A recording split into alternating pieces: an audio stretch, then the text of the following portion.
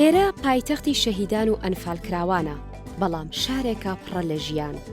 ئێرە شاری سەدان ژنە ئەنفالە کە دوای نەمانی کەسوکاریان سربەرزانە ماڵ و منداڵی خۆیان بەخێو کردووە. بنەوشە ئەمڕۆ هاتووە بۆ ئەم ناوچە دڵگیرە و ژنانی ئەم دەڤەرە بەسەرکاتەوە. ستافی بنەوشە کە سەردانی میوانەکانی دەکات هەموو کات جوانترین دیاری کە هەڵی ئەبژێرێت بردننی گوڵە. بۆیە دوکانێکی گوڵم دۆزیەوە و دڵخۆش بووم بە بینینی کچێک کە خاوەنیەتی و ئازایانە دوکانەکە بەڕێوە دەبات و لە هەمان کاتیشدا خوێندکارە، بۆیە بە دەرفەتم زانی و گفتوگویەکم لەگەڵ ڕێخست.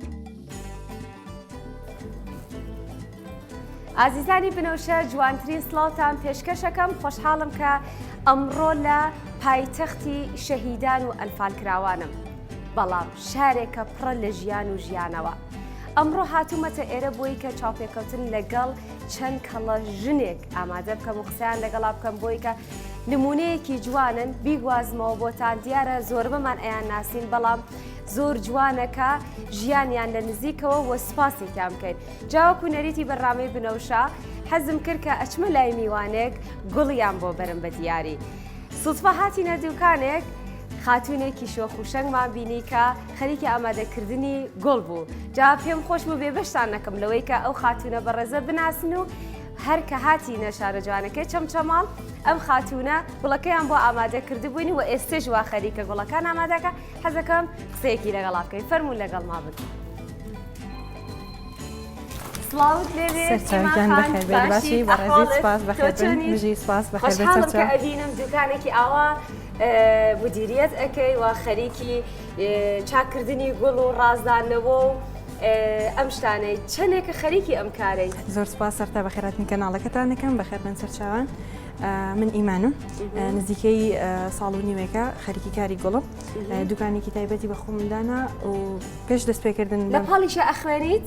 بەزەبەت خوێنکارم.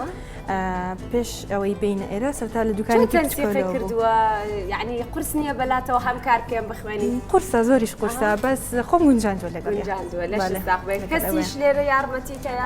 خێزانەکەم بە تەواوی پێکۆکارەکەین یارمەتی زۆریشم ئەن. ئەو ڕۆژانی من مەجالم نەبێت ئەوان ئیشەکان بۆ پاکردن. زۆر باشە. دیاری گوڵ وەکەوەی کە ئێستا بۆتە نەریتێکی جوان، جاران کەمتر بوو لێرە بڵێن لە کوردستان، بەس ئێستا لێرە چۆنە لە شارە جوانەکەی چەمچەماڵ؟ سەرەتا کە ئێمە دوکانماندانە زۆر ئەوە نەبوو، بەڵام ئێستا خەریکە خەڵک زیاتر لە جیاتی شیرینی و کۆمەڵێک شت کە ئەی با بۆ لای نەخۆشیان کەسێکی ئازیزی گوڵ ئەبات. نەریتێکی زۆر جوانە. بینیم لەسەر دەرگاکەشانە سناپ و ئینستاگرام و ئەو شارەتان دانابوو، کەواتە بە ئۆنلاینیشی شەکەن؟ بەڵێ بە ئۆنلاینیشی شەکەن و گەاندنمانێ بۆ شارەکانی کوردستانیش. چی بەو کچانەڵی کە هیچ یعنی چۆنەڵی پرۆژیان لە خەیاڵا هەیە و ئەیانەوێ ئەنجامی بە بەڵام ناوێرن، بەڵام چۆنەڵی بوێریان تیانە؟ سەرەتای دەستپێکردنی کارێک قورسە ئەکید، بەڵام هەوڵی ئەوێت و شەونخوونی ئەوێت. چەند جار من شەوان تا درەنگ ناخۆم بی لە ئیشەکەکەمەوە جیا لەوەی کە ئەش خوێنم ئەکید هەموو شتێکیش هەوڵی بۆ بیت و بەدڵ بیکەیت پێی ئەگەیت. کەی زۆر زەختان لەسەر بۆنەکان، کاتی تەخەڕوج، ڤالانتاین، بەعام بۆنەکان، ئەو کاتانە زۆر زەختمان لەسەر. لەش ساق بێ لەگەڵ ئێوەشت بۆ ئێمە ئامادە کرد لە خزمەتانم شایانی زیاترن. خۆت دوکانی گوڵ تێگینا بۆیە گوڵمان بۆ تۆش بهێنایە، بەڵام تۆ هاتنەکەتان هەموو شتێکم زۆر سپاس. زۆر سپاس دەکەم لە خزمەتان. هیوادارم بەردەوام بیت، نمونەیەکی جوان بوویت بۆ کچانی تر، بۆ لە هەر پارچێکی تری کوردستان هەن. زۆر دەستخۆشیت لێکم و هیوادارم کە هەر بەردەوامی لە کارەکەت و پرۆژەکەت گەورەتر بکەیت. ئینشاءالله زۆر سپاس دەکەم. با ئەو گوڵانە ئامادە بووە.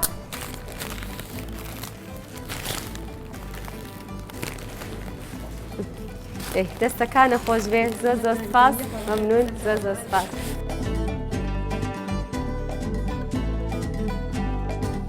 یەکێک لە سەرەکی ترین بنەمای پێشکەوتنی ئابووری وڵات بەکارهێنانی توانا وزەی هێزی مرۆڤە لە کۆمەڵگەدا.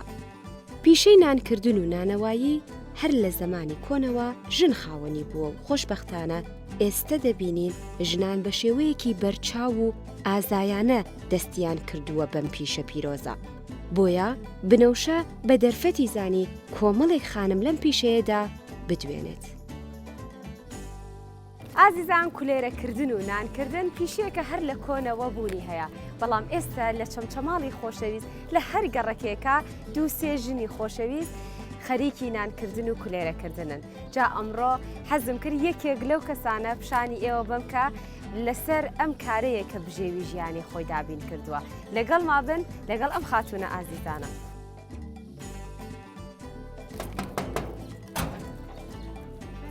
سڵاوت لێبێ باشی زۆر سپاس دەکەم بژی مەمنون زۆر سپاس سڵاوتان لێبێ لەشتان ساخ بێ یەخوا زۆر سپاس ئەو گوڵە پێشکەش بە ئێوە خۆشەویست زۆر سپاستان دەکەم خۆشحاڵ بووین ئامینە خانوانە زۆر سپاس ئەبینم کام تەنور و کۆمەڵی نانی جوان و کولێرەتان حازر کردووە چەندێکە بەم کارەوە خەریکی لە مانگی 11 ئەم ساڵ دەست پێ کردووە بیستم کە لە هەر گەڕێکێکە 4-5 ماڵ هەیە کە خەریکی ئەم کارن پێشوازی خەڵک لەمە چۆنە باشە بۆتە سەرچاوەیەکی داهات بۆی کە بژێوی ژیانی خۆتان چۆن فێر بووی نان مەکرد هەر لە مناڵی و نان دانتەکرد باشە ئەو ئێستا سواب بکەمان خەریکەمین لەشتان ساغ بێ ڕۆژی چەند کات ژمێر ئەم کارە لەبانیەوە سعات 4:30 و 4 هەڵەستین تاکو نیوەڕۆ تاکو نیوەڕۆ باشە چیتر ئەکەن بێجگە لە نانکردن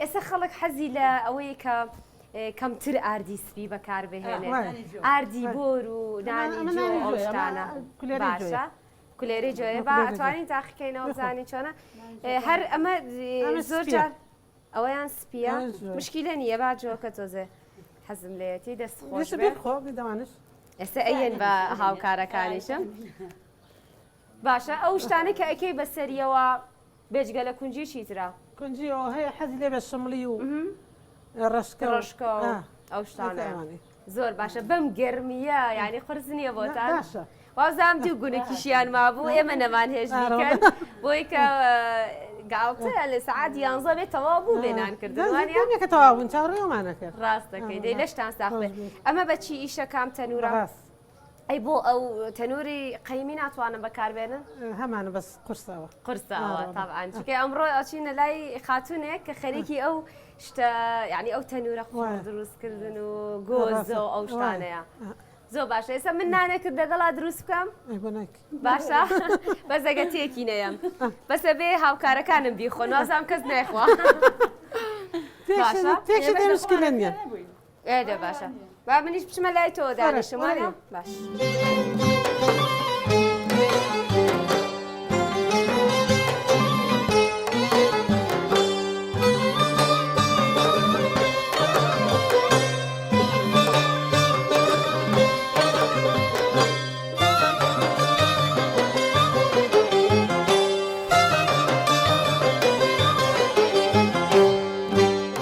ئازیزان ئەوەی ژنانی بنەوشە نانی جۆ بەستامەکەی تەڵەنێەوە هەرتا کردووە من تۆزەپانم کردەوە و برژانم جانە دەست خۆش بێ لە شستاق بێ هیوادارم بەردەوام بن لە کارکردنەکەتان دڵم خۆشەکە بەڕاستی ئەم خاتونە جوانانە ئەبینم کە بەردەوام من لە کارکردنوە چاوەڕێی ئەوە ناکرد کە یەکێک بە خێوکردتان بێ خۆتان دەستان لە گیرفانی خۆتانە دەستان خۆش بێ لەشتان ساخ بێ زۆر سپاس دەکەم بەس نانەکەی خۆم بێ ببەمەوە